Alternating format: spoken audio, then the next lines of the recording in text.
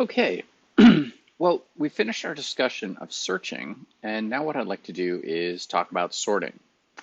So one of the things that you might have noticed about binary search, and I said multiple times, is that the elements in the array for binary search to work properly have to be sorted. So as we're selling this idea to Mark Zuckerberg about, hey, look at this amazing binary search routine that we have, and it runs so much faster than linear search, that we're going to go from 55,000 computers that you need to support linear searching for user IDs. We're going to go down to a single computer. What a deal. But there's a little asterisk there, and that is that the passwords need to be stored in sorted order. So if you start with an array of numbers, you're not guaranteed that array of numbers is going to be in sorted order. So somehow we have to get an array where the numbers are not sorted into sorted order. As it turns out, there are many, many ways in computer science that you can take an array of numbers that's unsorted and get them sorted. And so we're going to explore some of those ways. So the first technique that we're going to look at is called selection sort. And so to help you understand how selection sort works, what I have here is a visual sort. So there's a link in the lecture notes online to this website that will get you the ability to visualize various sorts. So this is a picture of an array. Now the array is a little bit different from arrays that we're normally used to because the index of the first element of the array is 0. So normally for us it would be 1. And this is a 16 element array, and normally we would go from 0 to 15. But the visualization is so good that it's worth putting up with the fact that the index is off by 1. But you can imagine this is 0 and this is 15 instead, but it's still 16 elements. And so what we're going to do is kind of step through how this algorithm works visually, and then we're going to take that, convert it to something that's in our lecture notes. We'll put a little text-based lecture notes for a sample array and kind of walk through what happens in lecture notes. And then we're going to take that and convert it into code so that we actually have a working algorithm. Okay, so let's give it a shot. So I'm going to use the step button, and that will, basically what that's going to do is let me step through the execution of the sort step by step. So we're going to start out with step 1. And the way this works, the way selection sort works, is it takes the first element of the array and says, this element is the maximum element in the array. And as we move through the array, we're going to start at 1, but we're going to move all the way to the end of the array. As we move through the array, the value of max, the location of max, is going to change. And the idea of selection sort is to do a sweep of the array until we get to the end. And when we've gone through the entire array, we're going to have a really good idea of what the maximum element is in the array. And we're then going to move that maximum element to the end of the array. All right, so we start out with max. Now, we're going to use max at position 1 and compare it against position 2. All right, whichever one is the larger of those two elements, max will get reset to that. So in this case, max is at position 1, so we're not actually going to change max. All right, now we compare the value of max at position 1 to the value at position 3, and we see that the value at position 3 is larger, so we reset max. Okay, now we're going to compare max and the max value at position 3 to position 4. We see that 3 is still bigger, so we're not going to reset max. When we get to 5, we are going to reset max. When we get to 6, we're going to reset max. 7, we're going to keep max fixed. 8, we're going to keep max fixed. We're going to keep doing that until we get to 12. So position 12 is definitely the biggest in the array, and our max is set to that, and we're just going to continue until we get to the end of the array. All right, when we get to position 16, something special happens. We're at the end of the array, and we have swept through the entire array from beginning to end. The max here is the largest element in the array. So what we'd like to do is we'd like to get this large element over to this position. So the way we can do that is we can swap these two. the value here at position 12 is going to get swapped with the value at position 16. In order to do the swap, we need to use a temporary variable. And so that's going to pop up here in a little animated sequence. So here's temp. We're going to copy max to temp. And then we're going to copy the value at 16 to the position 12. Then we're going to copy the value that's at temp to position 16. Now, this array element is darkened. The reason why it's darkened is because that array element is exactly where it belongs. So if we do a sweep again of the array from the beginning to the end, what we're going to do is from the beginning to the end of the unsorted section of the array.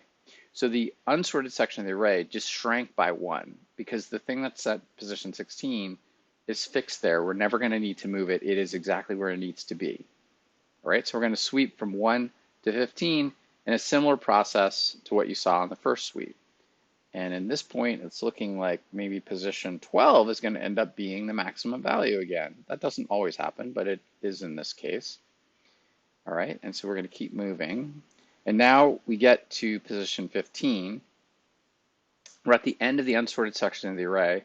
And for this sweep, we know that the maximum value is at position 12.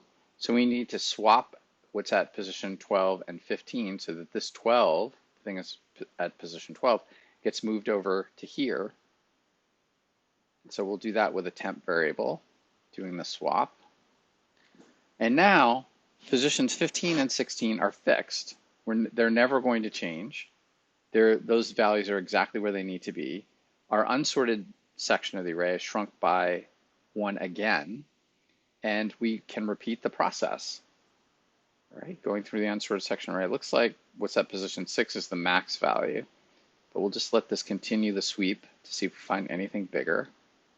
And now we're at the end of the unsorted section of the array, and so we're going to do the swap again. We're going to copy max to temp, and copy what's at position 14 to what was at max's position, or position 6. And now we have 3 elements in the sorted section of the array. And you can see they are decreasing. They certainly look organized here.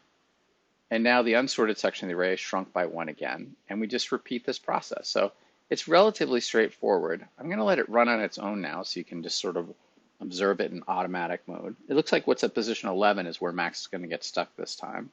And then we're going to swap what's at position 11 with what's at position 13. And the unsorted section grows by 1, or shrinks by 1 again. The sorted section grows by 1. And you can see the sorted section definitely looks sorted. Okay, we're going to speed this up.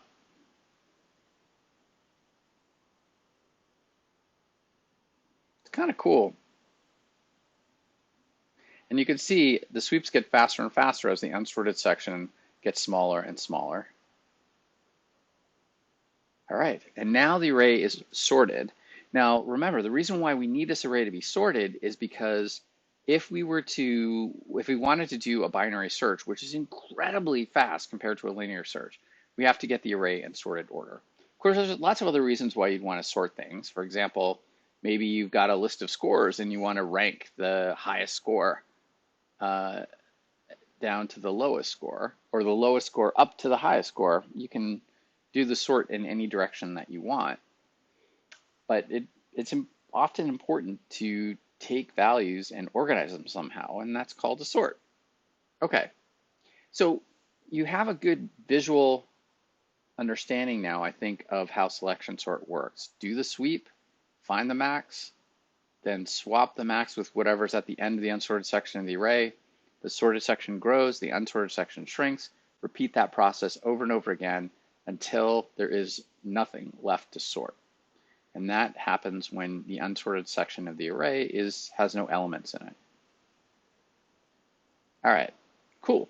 So now that you've got an idea visually of how selection sort works, let's try to bring it down to a slower pace, a little less graphical, but a place where we can understand how to maybe write some code.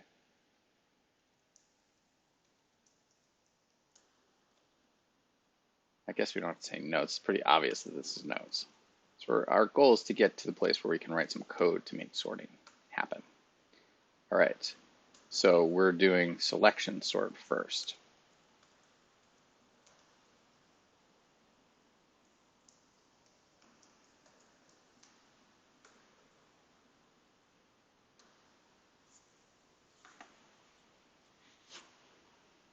Okay, so we're going to start out with an array that looks like this. So 99, 95, 79,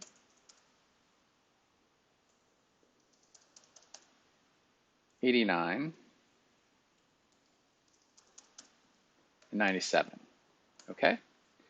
So the way that selection sort works is we start out with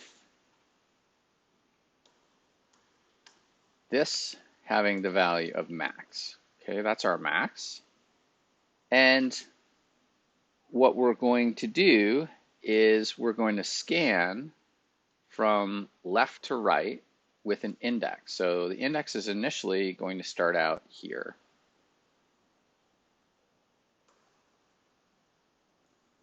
Let me use my little arrows here. I'm very excited about this interesting way of doing graphics here. Okay. Okay, and that's, we're going to have that be an index. Okay, so the index is going to sweep from left to right, and we need to keep track of the unsorted end of the unsorted section of the array. So we'll call this end pause. So end pause is keeping track of the unsorted section of the array, the location of the unsorted section of the array. So that'll be right here. Okay, cool. So I hope this makes sense, right? We've got this index thing that we're going to use to sweep through the unsorted section of the array. We've got max that's keeping track of where the max value is. And we've got endpause, which is keeping track of, okay, maybe I said that, it's keeping track of the unsorted section of the array, the end of the bounds of the unsorted section of the array. So the goal here then is to move index forward until we reach the unsorted section of the array. And each time we move the index forward, we're going to say, is the value where index is at, is that bigger than where max is, what max is pointing to? And if it is, we're going to reset max. That's the idea. Okay? All right. The first pass looks like it's going to be pretty boring, but let's go through it. Okay, so we're going to move index forward by 1. This is a little bit tedious. I'm just noticing the way I have this set up, but whatever. Try it. It's kind of an experiment. I've never done it this way before. Usually I just draw it out by hand. Okay.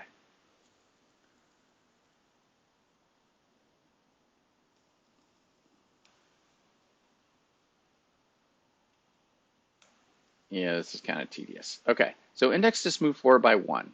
All right. Now, is the value that index is referring to in the array here, is that bigger than max? The value that max is referring to? It's 95. No, it's not. All right, well then we'll move index forward by 1 again.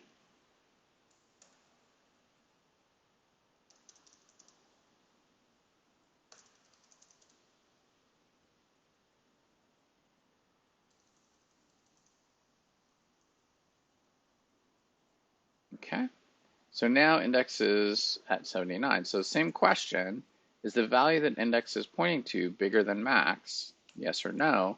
The answer is no. So we're going to move index forward again.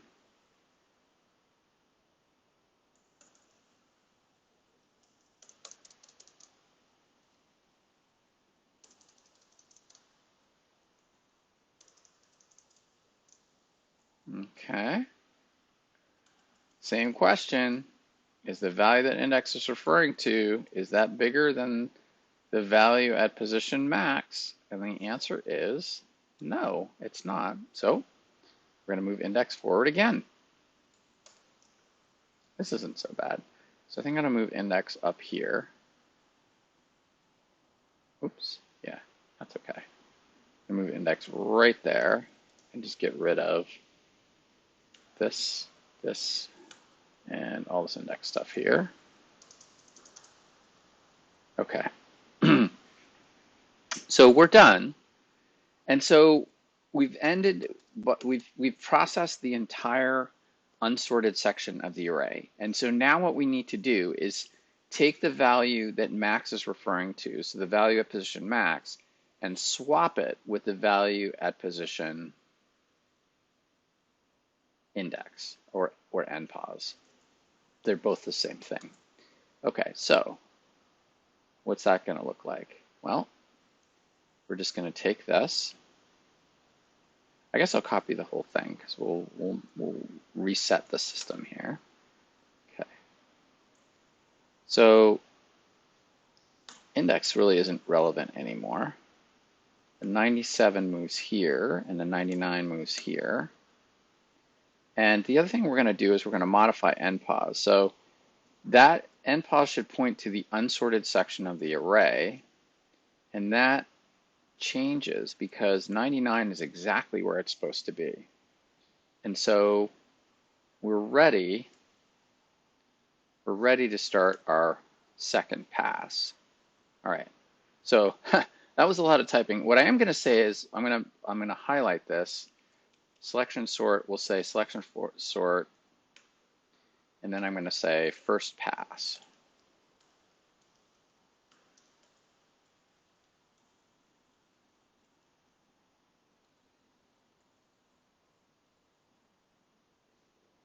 Okay. Oh, that's not so bad. Okay.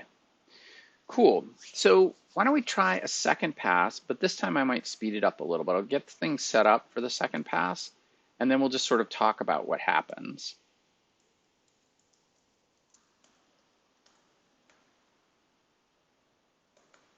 Okay, so we'll grab this because this will be super helpful. This is our second pass. So we don't have to worry about what's at this position because that is considered, I don't know, maybe there's an exclamation point there. I don't know, maybe we'll put a star there.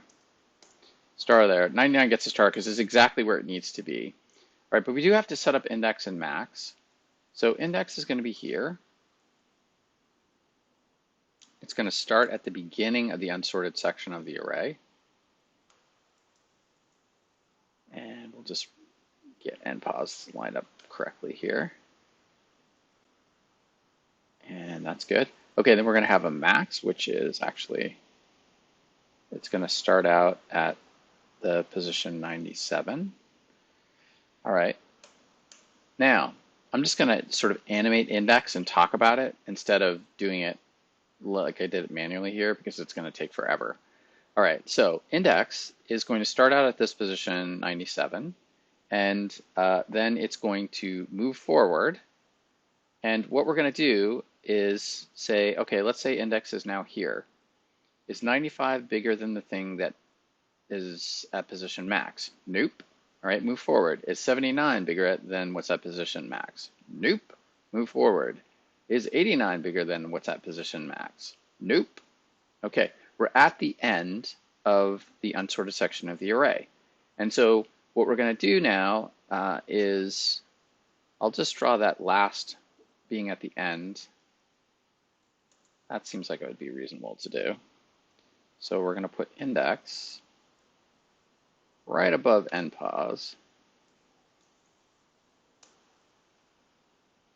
indicating we're at the unsorted section of the array. Get rid of that, do a space and space there. We'll say ... until index is at npos, the unsorted section of the array, the end of the unsorted section of the array. Okay, now what we have to do is we have to move the 97, which is the largest value in the unsorted section of the array, to the end of the unsorted section of the array. So we're going to swap the 97 and the 89. And then we're also going to move npos. So let's we don't need max. Let's copy this.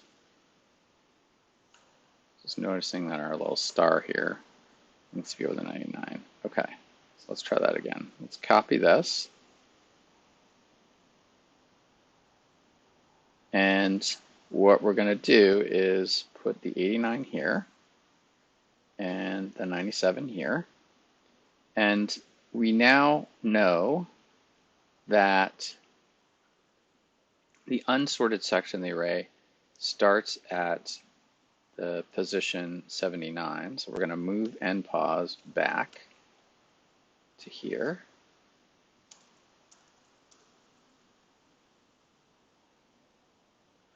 Okay, cool. All right, so that's where we are. Oh, and we're going to give 99 a star as well, because those are both in the sorted section of the array. So the unsorted section of the array shrank by 1, and now we only have 3 numbers in the unsorted section of the array. And I think we're ready to do another pass. So let's do the third pass. We're going to do this until the array is sorted. So I'm hoping that the actions that are being taken to get the array sorted make sense. So this is the third pass. And what I'll do is grab this, because we're set up very nicely here with this. And we're going to grab index. Well, we'll grab max. That's easy to cut and paste. Max is going to start at the beginning of the unsorted section of the array. And then we've got our index, which is here. Okay. So as you can see, at the beginning of the third pass, we've only got 3 elements left to process. We've got 2 elements where they're supposed to be.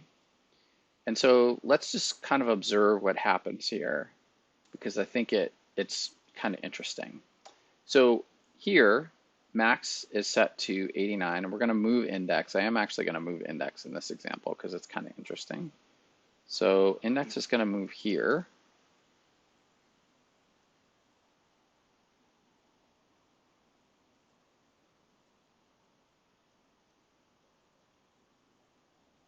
And I'll just get everything lining up here.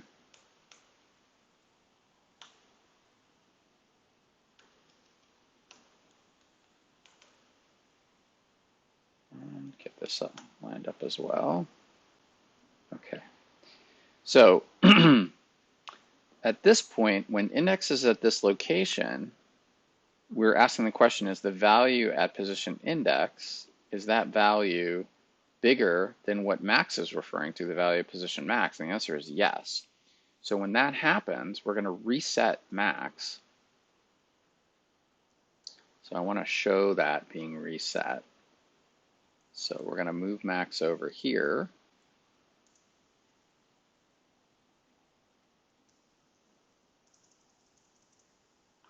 Okay. And now we're ready to move index forward. So we're going to move index forward again. So let's get that set up. Move index forward one more time.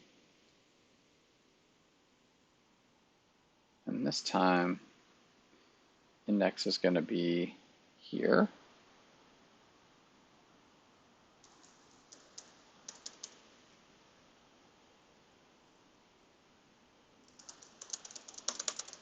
Okay, and we got to get rid of that. And now, is the value at position max bigger than the value that says position index? And the answer is no. Okay, and then we're done.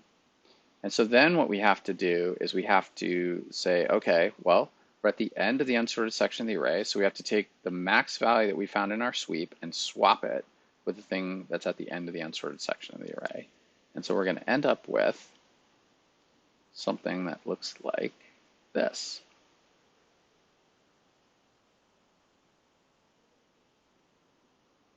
We're going to swap the 95 and the 79. So this will become 79, and this will become 95. And then we're also changing npos. We're going to pull npos back.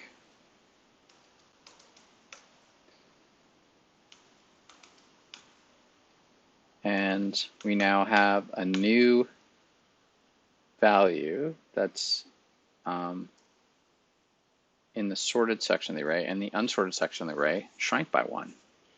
All right, so we just have 2 more passes, and then we're done. And then we can think about how we can turn this into code.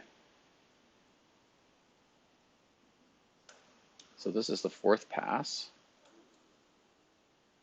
So setting up the fourth pass, what I'd like you to do, I'm going to copy and paste this here, but what I'd like you to do is like, where's max, where's index when we start out, right? So we can get that set up. So think about that for a second. So I'm going to copy. Max always starts out at the beginning of the array.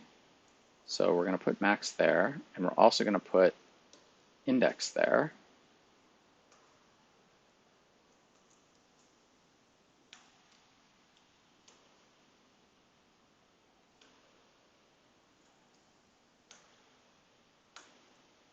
Okay. Excellent. All right. Now, we're going to say array subindex, right? Is this, so what we're going to do is actually, we're starting out here, and then we're going to move index forward by 1. So let's just move index forward. This is a short pass. So we'll move index here. Get rid of this. And what we're looking to see is the value at array max, the value at the max position, bigger than the value that's at index position? If the answer is yes, then max doesn't get reset, so it's yes, so max doesn't get reset. But we're also at the end of the array, and so the unsorted section of the array, and so what we're going to do is we're going to do a swap. All right, and with the swap, we're going to, oops, I'm going to grab that end pause. And we're going to do a swap with 89 and 79. So this is going to be 89, and this is going to become 79. And end pause is going to move to the beginning of the array. And at this point, we've done the fourth pass. And at this point, we really don't need to do any more sorting because we have one element left, and we have one element left. It means that the unsorted section of the array is a single element, which means the element is effectively sorted. And so we're done. So it took us 4 passes. Let me make sure I counted that right. That's the third pass, second pass, first pass. Cool. All right. So that takes care of a slowed down visualization of the selection sort. And so what we want to do next is see if we can figure out a way to turn this into code, all right? Clearly, we've got some variables here, right? We've got 3 variables, index, end pause, and max. So those are 3 variables that we're going to work with. We also have an array, so that's kind of a 4th variable that we're going to work with. And so let's see if we can figure this out. I think a good way to start maybe would be to go back to the first pass, which was very descriptive. We saw like kind of every move that these different elements are going to make. And let's see how it goes. I'm really excited because we have a really nice visualization of how the algorithm works. And I think with that visualization, it's going to be hopefully very straightforward to convert this into code. All right, so why don't we write some code? We'll take this as our starting point, and we'll create a new file. And it's good.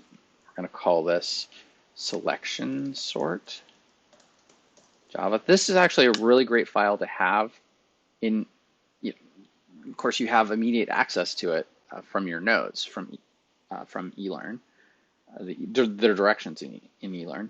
So it's a really great one to have because one of your homework assignments is going to ask you to take this selection sort and create a recursive version of the selection sort.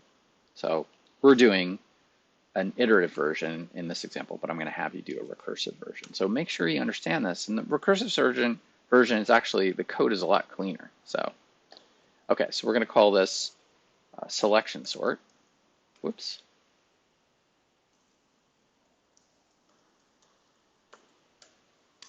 And give an array of and elements, sort the array using SelectionSort algorithm. All right.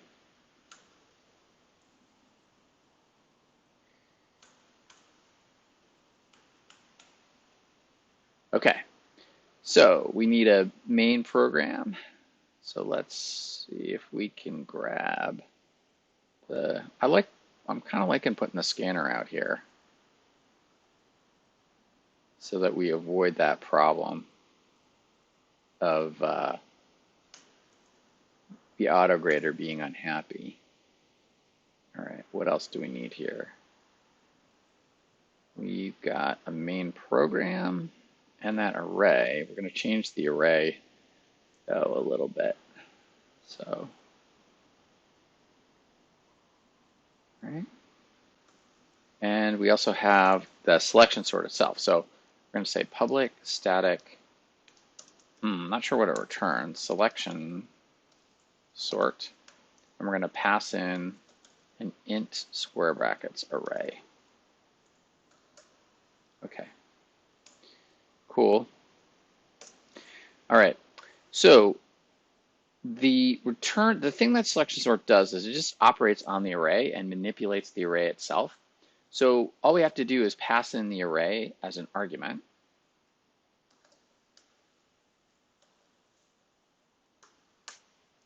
And maybe what we want to do is a display array. So it would be nice to have a display array method. So let's see if we can find a good display array methods. Maybe it would be here. Compute average, compute max, display delta, maybe score. Here's the display score. So that's pretty much what we want. So let's set up the selection sort so we can kind of eat our own dog food. We'll call it display array.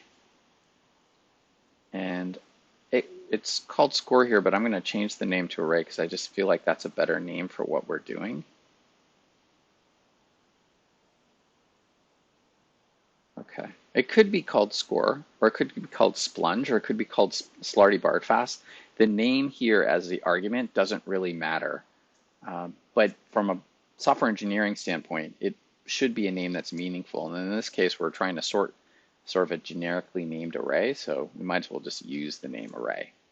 All right, so we've got that code going for us. So the array itself is the thing that's going to get manipulated. So, and if you change the values around in an array, the caller, the main program, will see those changed values. So we actually can make this return a void. All right, let's just write a little bit more starter code here, and we're going to just have this return for right now as a stub.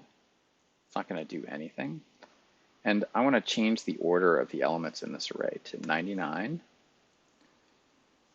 95, 79, 89, and then 77. Okay. So the first thing we're going to do is say system.out.println unsorted array. And then we'll call display array with array. Okay, then we're going to sort the array. And then we're going to say sorted array.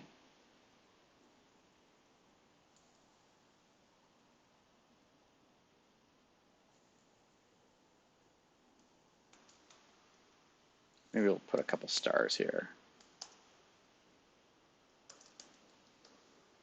Do the same thing up here. That's nice. Visually, that's going to look nice. All right. Okay, and then we're going to say sorted array, and then after that, we're going to display array again. Okay.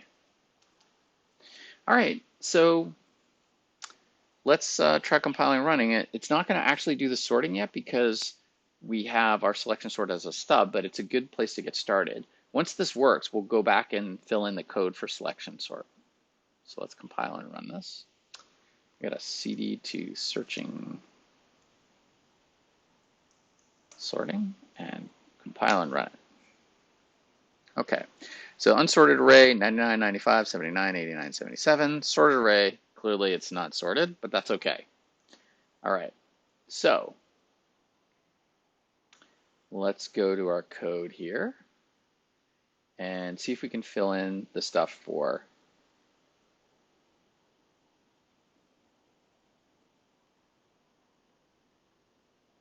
just going to clean this up a little bit. Okay, let's see if we can fill in stuff to make selection sort work. So going back to this, oops, I need to get to my notes here. So sorting class, there we go. So the first pass of selection sort, it looks like we need to set up an index, an end pause, and a max. All right. So it looks like index and max get set to position 0 in the array, and end pause gets set to the last element in the array. All right. So if we go over here, whoops, if we go over here, sorry about that. Let's set up some variables. So int index, we said that that starts out at position 0. And int max also starts out at position 0. And int end pause. So end pause starts out at the end of the array. So what is the end of the array? Well, if we say array dot length -1, that'll give us the position of the last value in the array. Okay, cool. So we set that up. And now it looks like, you know, index seems to be bopping forward until it reaches end pause, which is kind of interesting. So that means that we've got some kind of loop going on here. So the question is, do we want to use a while loop or a for loop? And I would submit that a for loop would probably be pretty smart because we know when index starts at, and we know where index ends. So that's probably the right thing to do. So let's do a for loop. So for int index equals 0, index is less than or equal to end pause, index plus plus. So let's think about that. So what did I just do here? So I had index start at 0. Index stops when it reaches end pause. Okay, when it's the same value, then we're done. We don't want to go past that. Okay, so that's good. All right. And what do we do here? It looks like what we're going to do for each index position, we're going to compare the value at the index position and see if it's bigger than max. So here's a good example, right? Is the value 95 bigger than max? If the answer is yes, we're going to reset max. If the answer is no, we're not going to do anything. So let's look at another example. The third pass was sort of interesting. So here is index. It's at the second position in the array.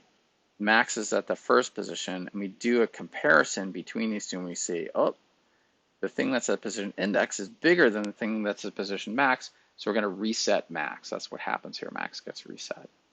Okay, so that's what we have to hold in our mind. So if array sub max, or array sub index, is bigger than array sub max, then we got to reset the value of max.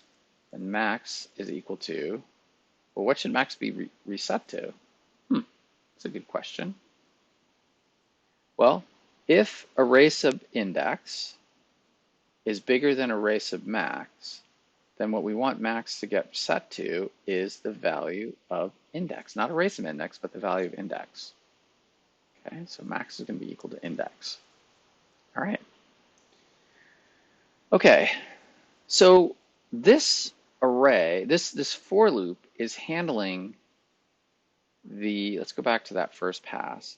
This for loop is handling the movement of index until it gets to end pause. So basically, a way of thinking about it is it's doing the sweep of the unsorted section of the array. So when we get to this position here, where index is equal to end pause, and we do this last comparison between array sub index and array sub max, and we make a decision whether to reset max or not, the next thing that we have to do is a swap. All right, so this is the swap where we say, okay, whatever's at array sub max gets swapped with the last unsorted value at the end of the unsorted section of the array. So here we're swapping 99 and 97.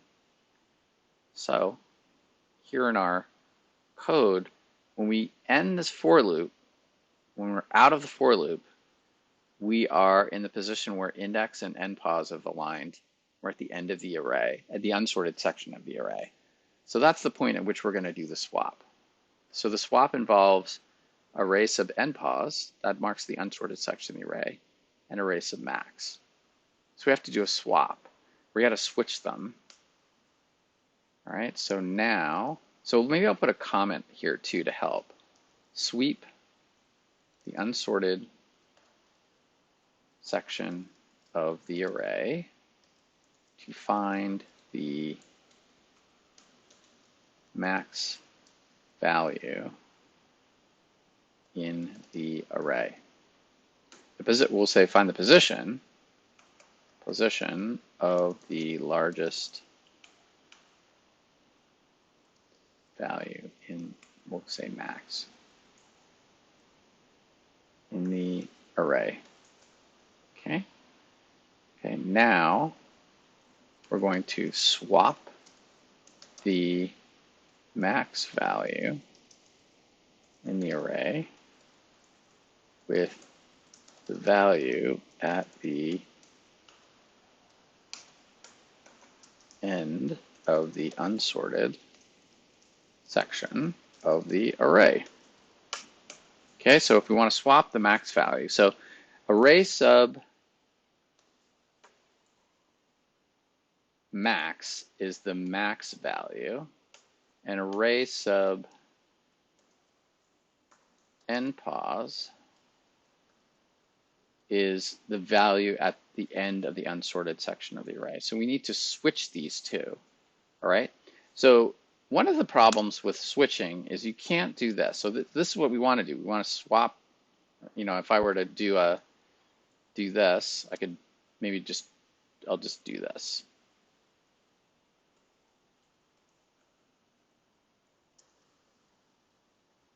Okay? So those two have to be swapped. Now, I could try this. I could say array sub max equals array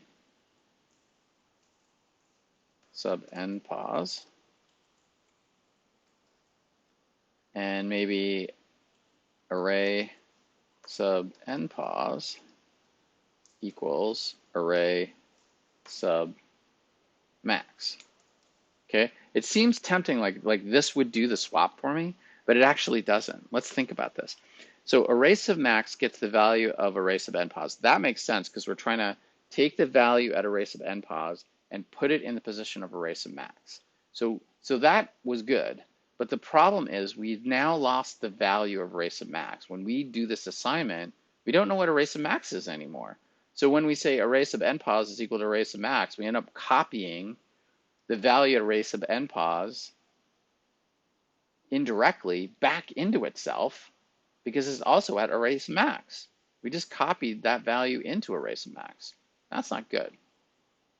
So the solution to this problem is to create a temp variable.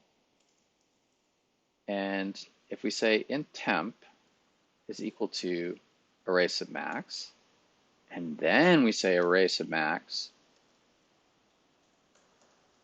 is equal to end pos, we've just wiped out the value at position array sub max with the value of array sub end pos. But we didn't lose it, the value at array sub max, because we've stored that in temp. So we're going to say array sub end pos equals what? Array sub end pos equals temp. Okay? So let's look at how that works. Let's say that array sub max is equal to 42 and array sub end pos is equal to 17. Let's say that that's the case, okay? So let's follow the steps here.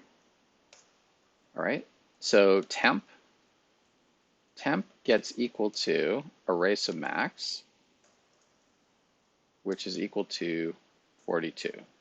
So temp now has the value of 42. All right, array sub npos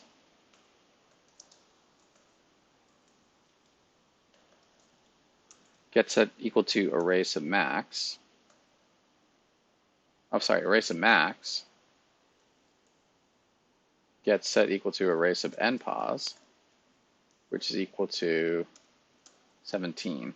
So now array sub max has the value of 17. We've lost the value of array sub max, okay? But array sub npos gets it equal to temp, which gets it equal to, which is 42. And so when we're done, array sub max is equal to 17, and array sub npos is equal to, I'm gonna need an extra R there, array sub npos is equal to 42. So the swap was successful. All right, so that's a lot of commentary to help you understand the swap, but I think sometimes students get confused by how swap works. You cannot do a swap with two variables. It's not possible. You need a third variable, a temporary variable. Otherwise, you're going to lose one of the values. Okay, so we just did the swap. Let's go back and look at our code here. So we're right here on line 46. Index was equal to npos. We're out of the for loop. We recognize that we've got a value at array sub max that has to be swapped with the end of the unsorted section of the array. So we do the swap. So we've just done the swap, and we're ready for a second pass. Now one thing is that npos is decreased by 1. So something that's kind of interesting about npos is it looks like maybe npos is in a loop as well, because the way this works is after every pass, npos gets decreased by 1. So it starts out here, then it moves in by 1, then it moves in by 1, then it moves in by 1. So npos is involved in a loop as well. It keeps moving this way towards the beginning of the array. So we need to decrement npos. And in fact, npos can be in its own loop right here. So for npos equals, so npos is going to start out as array length minus 1. We decided that that's what it should be. And as long as npos is greater than 0, then we're going to do npos instead of plus plus minus minus. So each iteration of this outer for loop is going to decrement npos by 1, which is going to shrink the unsorted section of the array by 1. All right, so I'm going to tab this in because we have that outer for loop is handling something. So npos is going to shrink by 1 each iteration, but it's going to start out at the far right-hand side of the array, and every decrement of npos shrinks the unsorted section of the array by 1, and the sorted section is growing because of this swap. Okay? And I don't think we need that return anymore. And I don't think we don't need to declare npos. And we don't need to declare index. The only other thing I think we need to work on here is max. So max gets set equal to 0 before we start our sweep. So before we start our sweep, we're going to set max equal to 0. And then the sweep will change the value of max based on this comparison between array index and array max. All right, I think this is a reasonable encoding of the visualization of how our selection sort is supposed to work. So I want to give you some resources for thinking about the selection sort. So first of all, you have this resource, which is kind of a a text-based visualization of SelectionSort. And then the second resource is, this is a really nice visualization of how SelectionSort works. So you have kind of two ways of thinking about it. And of course, the third way is the encoding of the SelectionSort into an actual algorithm, which is marked up here. What I find fascinating is like there's sort of a couple of parts to this. So let's talk about the parts. So we have an outer for loop, which is controlling endpause. Endpause is a marker that marks the end of the unsorted section of the array. And every time the for loop iterates, endpause shrinks by 1 because we've partially sorted the array. All right. Then we also have an inner for loop. The inner for loop is in charge of an index which sweeps from the beginning of the array to the end of the unsorted section of the array. And that sweep is looking for a maximum value. There is a maximum value somewhere in that unsorted section of the array. Once we have the maximum value after the sweep, we then swap the maximum value with whatever value is at the end of the unsorted section of the array. It really doesn't matter what the value is at the end of the unsorted section of the array. We just do that swap. And then we decrement endpause and shrink our unsorted section of the array by 1. All right, so let's give it a shot. I coded this from memory. I feel like the explanation I gave you, both visually and the text-based explanation, really helped me work out the code that we would need to make this work. But I don't actually know if it's going to work, so let's give it a try. Okay, so we've got one issue, which is, well, let's do, when I get syntax errors, what I like to do is attack the first one first. And it seems like it has an issue with endpause because I didn't declare it. So let's go to the code here and make endpause an int. See if that takes care of the problem. Yep, perfect. So let's take a look at what happened with our code here. So we came in with an unsorted array that the first element in the array was 99 and the last element was 77, and it was all scrambled up. And then when we called our selection sort, we ended up with a value of 77, then 79, 89. So it looks like the array ended up in sorted order, which is fantastic. So that's exactly what we wanted. All right, that's a good place to stop.